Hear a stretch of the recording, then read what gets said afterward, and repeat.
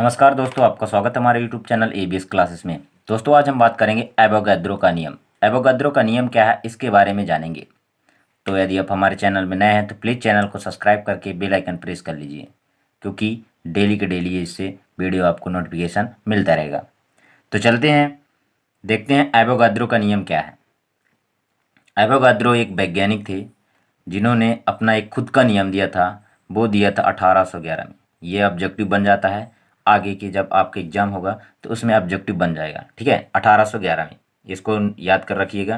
तो चलते हैं, इसका जो नियम है उसके बारे में जानते हैं। नियम क्या है?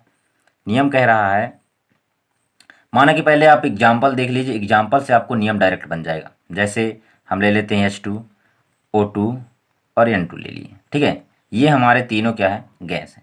जैसे अभी हमारा जो पिछला वीडियो था वो था गैल्साक का नियम। तो गैल्साक में हमने बता चुका था कि ये जो भी यदि प्रक्रिया होगा वो गैसों पर होगी। ठीक है, गैसों पर आधारित ही इसका जो नियम बनाया गया है, गैल्साक का नियम और एवोगाद्रो का नियम। तो H2 गैस, O2 गैस और N2 गैस ले लिए। अब इसका कहना ये है कि जैसे हम विभिन्न प्रकार के तत्व ले लेते हैं। ठीक है, विभिन्न प्रकार के ये तत्व ले लिए। अब इनका जो आयतन है, आयतन भी लेते हैं। मान लो ये है हमारा 10 ml, 10 ml आयतन ले लेते हैं।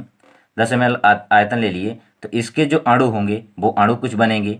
अणु मान लीजिए 50 अणु बन गए। ठीक है, 50 अणु बन गए तो क्या होगा, 50 अणु मोल बन जाएंगे। तो इसका भी उतना ही बनेगा, इसका भी उतना ही बनेगा, इसका भी उतना ही बनेगा। ठीक है, मतलब कहने का अर्थ है कि जो विभिन्न तत्व हैं उनका यदि आयतन समान है तो इसके जो अणु होंगे वो समान होंगे। लेकिन कब? जब समान दाब एवं समान ताप हो। समान दाब एवं समान ताप हो। समान ताप मतलब कहने का अर्थ ये है कि जब समान दाब एवं समान ताप रहेगा तभी किसी भी विभिन्न प्रकार के तत्वों के यदि उनके आयतन समान होंगे, ठीक है, आयतन समान होंगे तो जाके उनके अणु भी समान होंगे। ये कहता है एवोगाद्रो का नियम। तो ये बन जाता है हमारा एवोगाद्रो का नियम। इसको लिखेंगे कैसे, लिख करके भी हम आपको दिखा रहे हैं, इसके बाद आपको डिटेल से समझाएंगे। इसका नियम कहता है समान ताप व दाब पर विभिन्न प्रकार के गैसों के समान आयतन लेने पर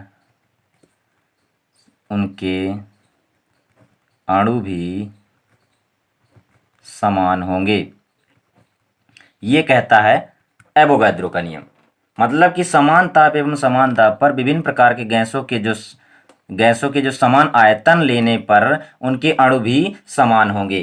कहने का अर्थ ये है कि यदि हम विभिन्न प्रकार के तत्व लेते हैं, गैस लेते हैं और उनके हम आयतन यदि समान कर दें तो, और जो समान ताप एवं दाब रहना बिल्कुल आवश्यक है, तब जाके ये अणु भी समान हो जाएंगे। एग्जाम्पल एक और देखते हैं। इसके कहने का मतलब ये है कि समान ताप एवं दाब आवश्यक है। यदि समान ताप एवं दाब आवश्यक नहीं रखते हैं तो इसके भी कुछ अणु बनेंगे। जैसे हाइड्रोजन के भी सब भले समान आयतन है लेकिन अणु अलग होंगे। इसके भी अणु मान लीजिए इसका 25 अणु बन जाएगा, इसका 10 अणु और इसका 25 अणु। ठीक है, तो इस प्रकार से भी बन सकता है। लेकिन जब समान दाब एवं ताप रहेगा तो इसके जो अणु हैं वो अणु फिक्स होंगे, मतलब समान अणु ही बनेंगे। एग्जाम्पल एक और देख लीजिए। एग्जाम में कैसे लिखना है वो विधिवत तरीके से आप पहले कथन लिख लीजिए या फिर आप उदाहरण लिख करके कथन लिख दीजिएगा। समझने वाला बहुत ही समझदार रहेगा। ठीक है, तो आप समझाने की कोशिश करिए। चलते हैं, इसके उदाहरण एक और देख लेते हैं। जैसे मान लीजिए आप मेथेन ले लीजिए। ठीक है, मेथेन ले लिए और एक आप ले लीजिए हाइड्रोजन ले लीजिए, एक ऑक्सीजन ले लीजिए। अब इसके जो कुछ अणु होंगे, आयतन सबका समान कीजिएगा समान आयतन रहेंगे। ठीक है, इसका भी 10 ml ले लीजिए। ठीक है, इसका भी 10 ml ले लीजिए, इसका भी 10 ml ले लीजिए। ठीक है, ये हो गया। अब यदि इनका समान ताप एवं दाब नहीं है, ध्यान देने वाली बात यह है कि इसका समान दाब एवं तापमान नहीं है, समान नहीं है। ठीक है, तब इसके 25 अणु बन जाएंगे। ठीक है, 25 अणु मोल, और इसके भी मान लीजिए 20 मोल अणु बन जाएंगे और इसके मान लीजिए 10 बन जाएंगे, 10 मोल अणु। तो ये कहला जाएगा। इस प्रकार से इसके जो हैं, देखिए तत्व तो सभी हैं, ठीक है ना, तत्व तो सभी हैं, लेकिन इनका क्या है, आयतन समान है लेकिन ताप और दाब समान नहीं है, तो इनके जो अणु हैं वो अलग अलग बनेंगे। ये इसका मेन रूल कहता है एवोगाद्रो का नियम। तो आई होप समझ चुके होंगे आप इसके बारे में। यदि नहीं समझ आता है तो फिर से मैं बताता हूँ, ठीक है। तो इसमें एक और आता है कि एसटीपी और एटीपी क्या है, ठीक है। तो बात करते हैं, अपन देखे होंगे एनटीपी और एसटीपी, दो शब्द हैं, ये बहुत ही महत्वपूर्ण है, इनको भी जानना बहुत ज़रूरी है। तो क्या होता है, तो अब देखते हैं एसटीपी और एनटीपी। इसके पहले एक और जान लीजिए, इसका जो बन गया, मतलब कहने का अर्थ ये जो हमारा एवोगाद्रो का नियम बन गया, वो बन गया जैसे कि यदि हम इनका ताप ताप और दाब समान कर देते हैं तो इनके जो आयतन भी यदि समान हो तो अणु समान रहेंगे, लेकिन यदि नहीं करते हैं तो नहीं होंगे। जैसे अपन एक 1 किलो चना ले लेते हैं, 1 किलो चीनी ले लेते हैं और 1 किलो सेब ले लेते हैं, तो क्या इन तीनों की जो संख्या है वो समान होगी? नहीं होगी। लेकिन यदि इनका दोनों का हम आयतन समान लेते हैं और इनके जो ताप दाब समान होंगे तो इनके जो है उसी प्रकार से जो इनके अणु होंगे वो समान हो जाएंगे, ठीक है। तो चलते हैं एसटीपी और एनटीपी में। एनटीपी एसटीपी जो कहलाता है वो, जैसे एनटीपी हो गया नॉर्मल टेम्परेचर प्रेशर, ठीक है, और ये हो जाएगा स्टैंडर्ड टेम्परेचर प्रेशर या फिर सिंपल टेम्परेचर प्रेशर। तो बात करते हैं इसके बारे में भी कि इसका जो क्वेश्चन आता है वो कहाँ से आता है, ठीक है। एसटीपी जैसे पूछता है कि एसटीपी क्या है और एसटीपी कितने एसटीपी होता है, ठीक है, तो ये हो गया। अब इसकी बात करते हैं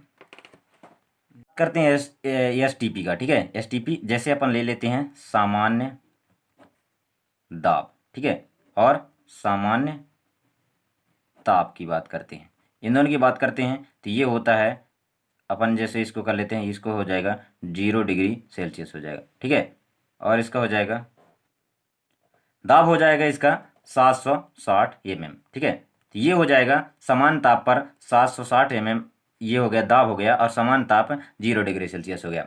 अब बात करते हैं, यदि कहने का अर्थ ये है कि यदि समान ताप और दाब हो तो इसके जो अणु हैं वो अलग अलग रहेंगे, लेकिन ये ऐसा होता है, मतलब इस ताप और दाब पर भी अणु जो है वो समान रहेंगे। अब इसमें क्या है, जैसे यदि इतना हमारा दाब है इतना ताप है, ठीक है, तो इसमें क्या कहता है कि यदि सामान्य सामान्य दाब एवं जो ताप हमारा है, ठीक है, उसके दाब एवं ताप के 22.4 लीटर आयतन